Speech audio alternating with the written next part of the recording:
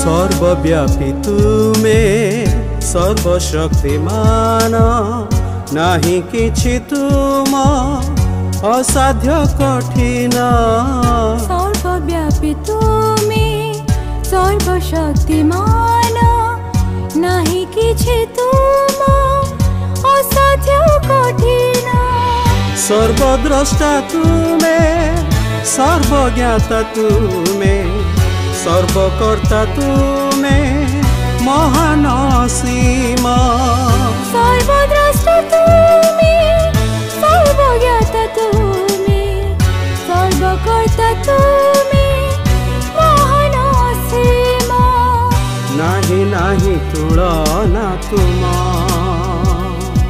कि देई करिबु तुम आराधना सबु ताई तुम सरजना। प्रिय श्रोता बंधु प्रभु श्रीख्रीष्ट बहुमूल्य नाम रे आपण को शुभेच्छा। पवित्र बाइबल रो 103 गीतर 13 पदरे आम मैंने पाठ करूँ। पिता आपणा संतानगण प्रति जे रूप स्नेह बहई सदा प्रभु आपणा भयकारी मानक प्रति से रूप स्नेह बहंती। ईश्वर प्रेम को पिता प्रेम रूपे गीत रचक एठारे वर्णना करती। एठारे एक आत्मिक संपर्कर साक्ष्य दि जाए। तेबे ईश्वर किपरि आमर पिता हो पारती आमे किपरि तांकर संतान हो पारू यह बुझापी जहन आमको साहाय्य करती। प्रभु जीशु ख्रीष्ट मानव रूप नहीं यही जगत रे आसीबा विषय जहन कहती। जहन लिखित सुसमाचार रे आमने एहीपरि पाठ करूँ। आउ से वाक्य देहबंत हेले पुणी अनुग्रह और सत्य परिपूर्ण होई आंभ मानक मध्य बास कले। आ पितांक ठारू आगत अद्वितीय पुत्रंक महिमा सदृश आम्भे माने तांक महिमा देखिलु। एठारे प्रभु जीशु को पिता ईश्वर अद्वितीय पुत्र रूपे कुहाजाई अछि। से जगत को आगमन करने विषय कही प्रभु जीशु ख्रीष्ट कहले जहाँ हजि अछि ताहा खोजी रक्षा करने को से आसिले।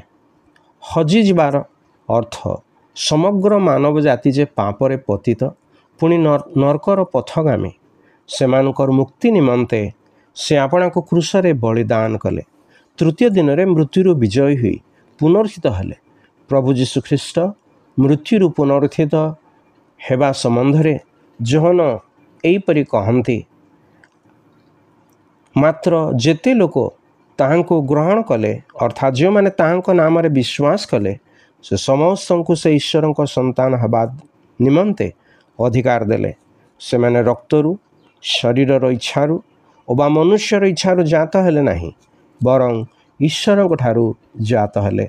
हाँ वास्तव में ईश्वर संतान हवा केते जे सरल। ईश्वर पुत्र प्रभु यीशु ख्रीष्ट आपणकर व्यक्तिगत प्रभु रूपे कहीं ग्रहण करूना पुणी कहीं ईश्वर संतान हेउना एपरि करने निमंते ईश्वर आपण को साहाय्य करंतु। धन्यवाद।